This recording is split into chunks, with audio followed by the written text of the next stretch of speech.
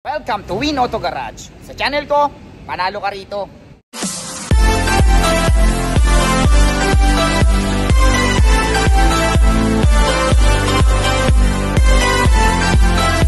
Alright, magandang araw na naman sa inyong lahat mga katropa. Ayan, magbablog na naman tayo. This time, meron tayong pupuntahang, samahan nyo ako, meron tayong pupuntahang 2022 Ford Everest Sport. Ayan, pinakita sa atin. Chinek na rin ng ahente natin, napakasariwa, tsaka limited yung kulay nito, parang crystal blue. Ayan, crystal blue yung kulay niya. So first time ko makakita ng ganitong kulay ng Everest. Okay, ayan, so puntahan nyo ako, pupunta natin sa may Makati.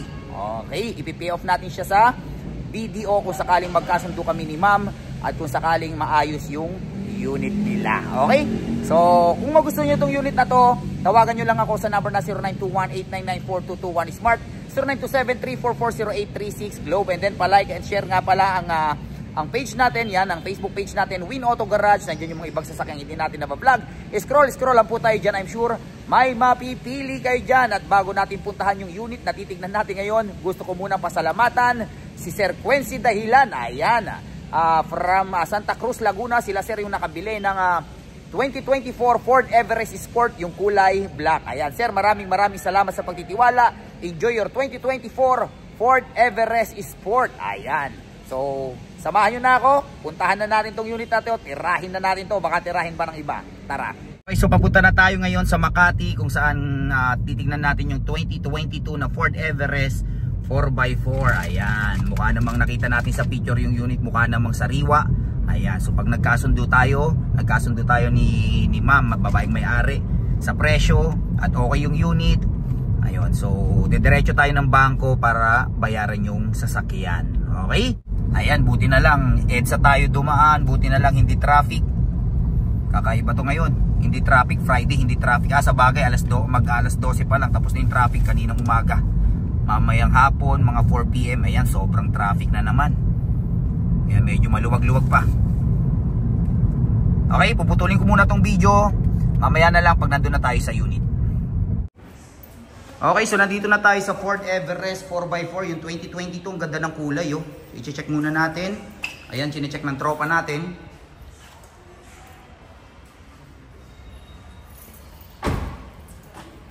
Ayan. Midnight blue yung kulay niya. Ngayon lang ako nakakita ng Everest na ganito kulay. Ganda. Ayan, so sa body, check muna natin yung body. Gulong, kapal pa.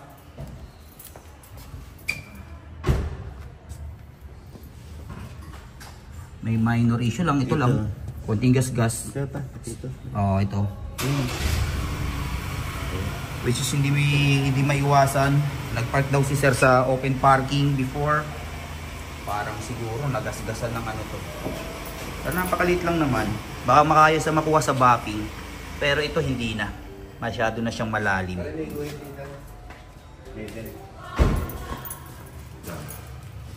Ito may dent. Ito yung may dent. Mga denter, which is minor issue. Napakadaling gawa ng paraan.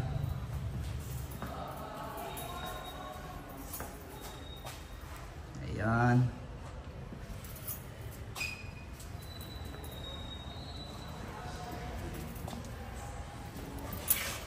Tire, napakapal pa. Ito pa. Meron din siyang gas-gas dito. Ayan, pero maliit lang din. Sumabit lang ng onte.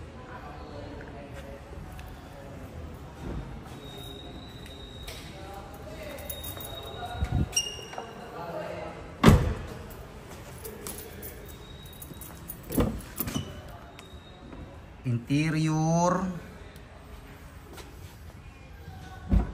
napakasariwa pa.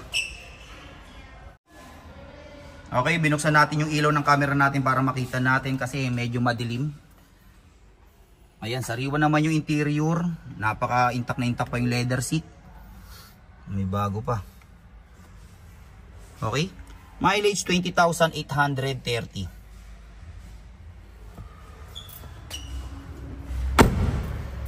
Okay, sinecheck ng tropa yung makina. Sa restart kaya natin, no? So far, wala namang check natin, wala namang sign ng bangga. As per seller, hindi rin naman daw ito nabaha, hindi nabangga. Ayan. Sir, di naman nabaha, sir, no? Hindi naman. Ayan. Oo. Eh, nakita natin ito kanina. So yan, syempre, hindi pa nawawash yung engine niya, so medyo marumi. So yan, dito okay naman, dito natin tinitignan yan kung may mga UP ba yung ano niya. Sinisilip din natin yung mga ilalim.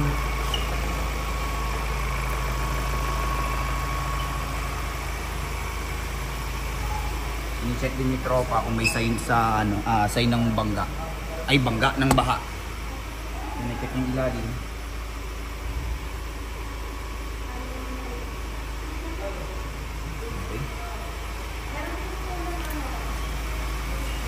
Napakasarap gamitin na ito, by turbo na to 2.0 liter by turbo.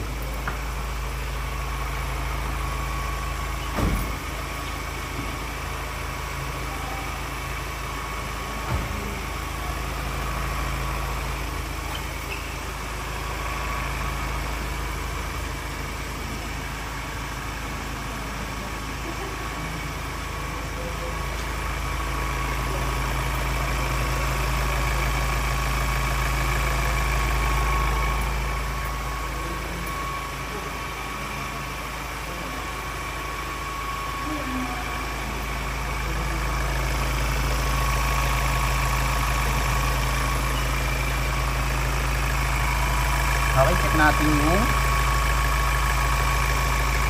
oil. Medyo maitim na, kailangan na siya i-change oil. Kailan yung huling change oil na ito, sir?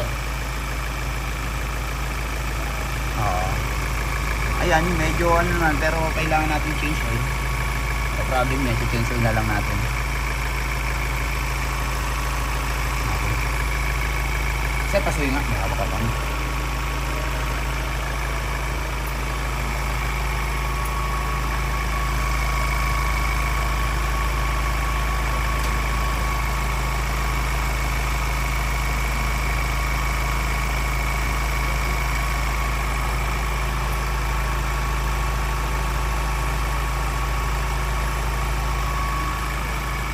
Sa hood, ayos naman yung hood, walang sign ng bangga.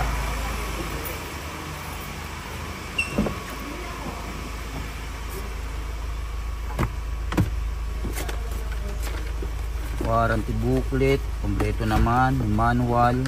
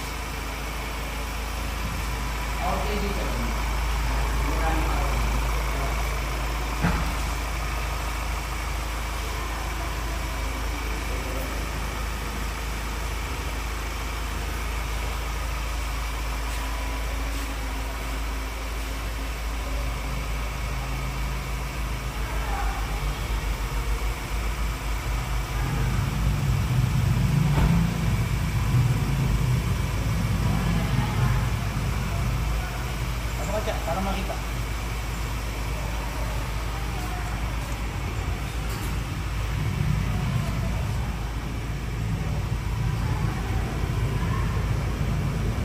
Aircon malamig.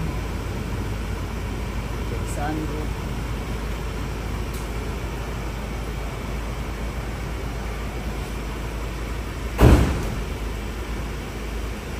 So far okay, syempre yung pinaka final test natin i-scanin natin. Lahat ng unit naman natin ini-scan natin to make sure na maayos yung unit.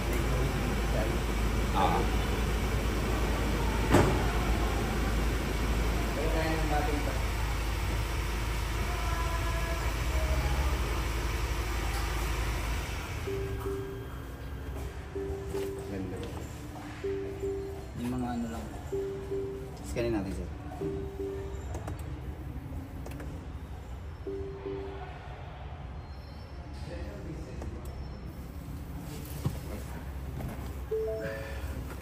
Scanin muna natin.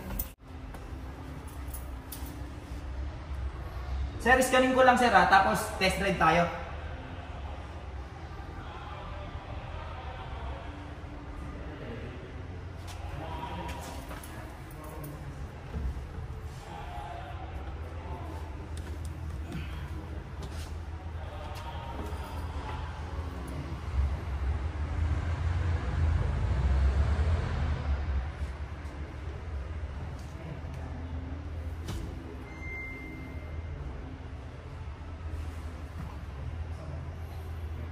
Okay, scanin natin yung unit. And then after ng scanning, titest drive natin siya. And then after ma-test drive, scan ulit. Okay? Lapit mo. So far, wala naman siyang, ayan, so wala siyang fault code. Check natin yung report. So yan. Okay, so wala siyang fault code. Ang tinakbo, 20,829. So tama naman. Dito sa ano, 20,830. So 1 kilometer lang. Minsan hindi talaga nagiging exact yan. Okay, so legit yung mileage. Walang fault code. So test drive natin. Pinakita mo ba yung ano? Yung ito? Hindi mo nakikita eh. Pakita mo, Aisin. Hindi nga nakikita, yeah. Oh. Ano rin niya makikita yan? Ayan o. Okay, so far, ayan, walang fault code, nakikita nyo. And then, 20,829 yung tinakbo. Tama naman dito. Dito, 20,830. So, 1 kilometer lang yung difference. Minsan, hindi talaga nagiging exact yan. Tumawag kayo kanina, sabi ni Mrs. Kung pwede daw kumain muna kayo. Sabi ko, sana sinabi mo, kumain muna sila para makakain din ako. Busy. Kaya para matapos na. Kaya ano na kami sir, naka-umorder kami kasi ba nakakaya doon po park tapos hindi order. Maganda guys sa ang lambot ng Manubel. Sobrang lang. Okay, so eto, palabas tayo ng parking, ite-test drive natin yung unit. Ang magte-test drive si Boss Django. Ayan.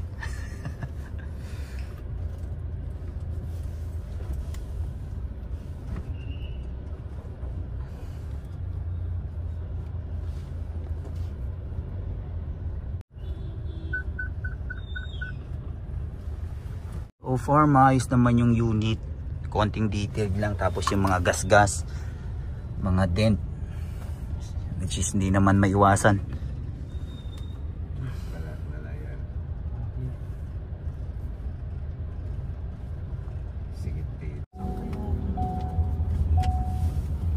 Okay, so tinitest drive na natin yung unit. And then pagbalik sir, ako naman ah.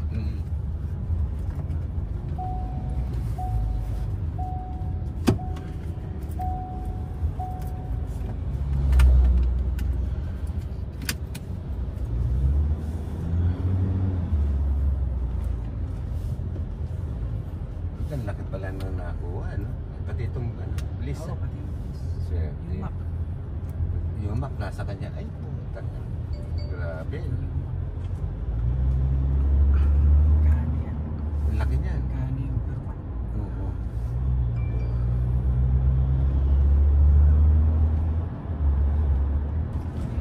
Mas maganda yung hinahin ni Taguig kaysa kay Makati. Ang ganda. Parang alam ko yung pinasa yung mga previous record. Oo, nung dati.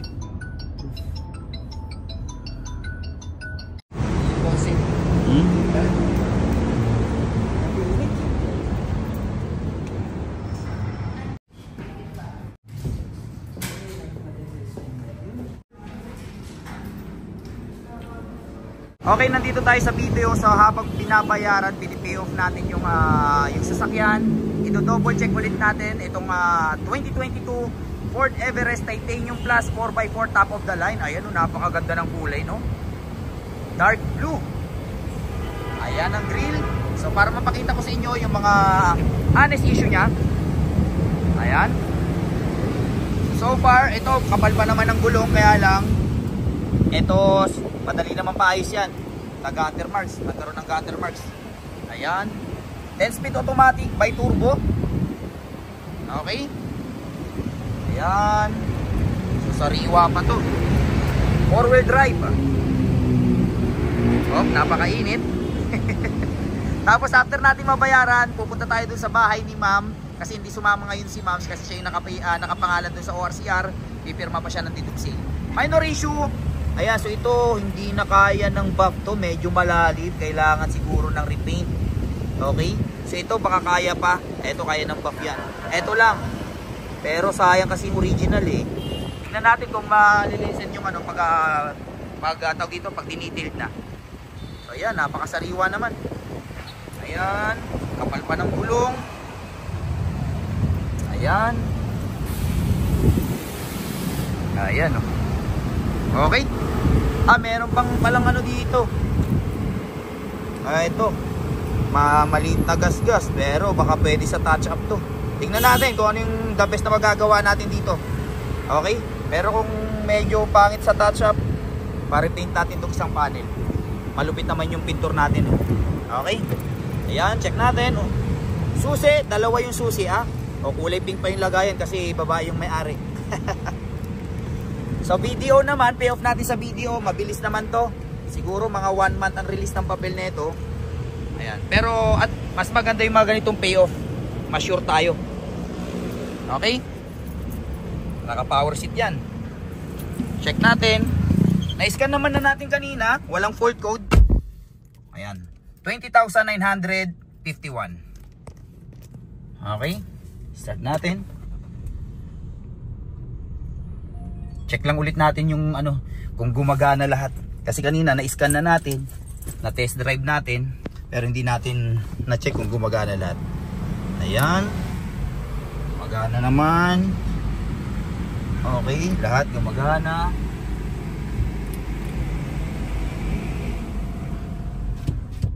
Aircon. Na-check na natin tong aircon kanina, malamig. Audio. Ay, bawal pala yung ano. Para hinaan natin, bawal yung sound. Ayan, gumagana. Ayan, lahat naman working. Sunroof. Pakita na ba natin tong sunroof? Ayan. Okay. Napakalaki ng sunroof na ito. Sana, ayan.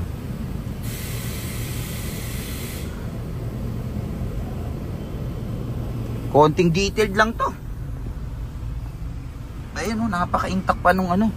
Napakasariwa pa ng interior. As in 20,000 lang tinakbo eh. 20,951. Okay. Ayan o. Yung upuan, intact na intact. Diba? With dashcam na rin. Ayan. Okay. Sariwa. Pag na-detail to, parang brand new na to. Tsaka ang ganda ng kulay talaga. Ayan, no?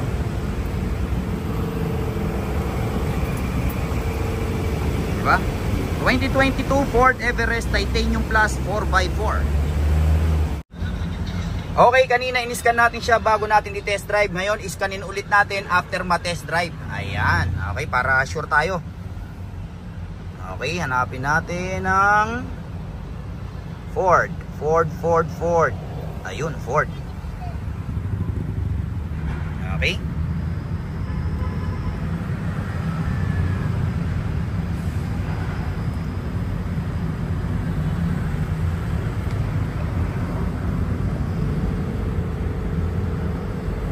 Ay, mali. Ito pala. Automatically search.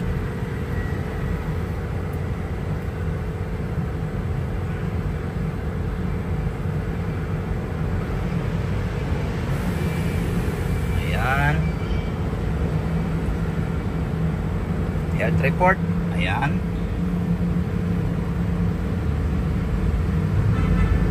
Ayan. So, 0 DTCS. Walang fault code. Kulay green lahat. Tingnan natin yung report. Ayan. 20,950 tinakbo. Okay. So, yan. Legit naman.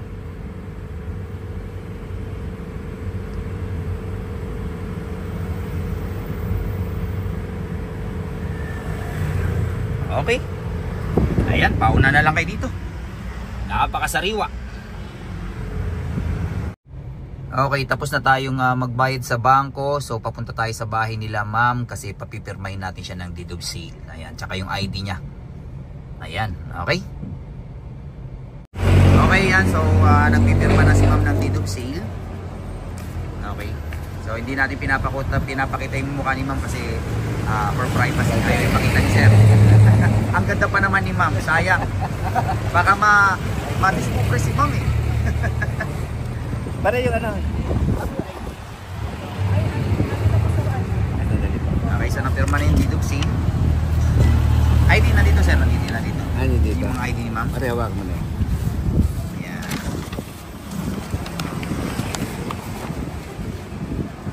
Ay, ito pala, ito pala yung ID. Ayan. ID ni ma'am, papipirmahin natin siya tatlo. Isang pirma lang po. Tatlo po. Tag-iisa. Yung ID mo lang bigyan mo sa. Sasend mo. Okay. Resibo.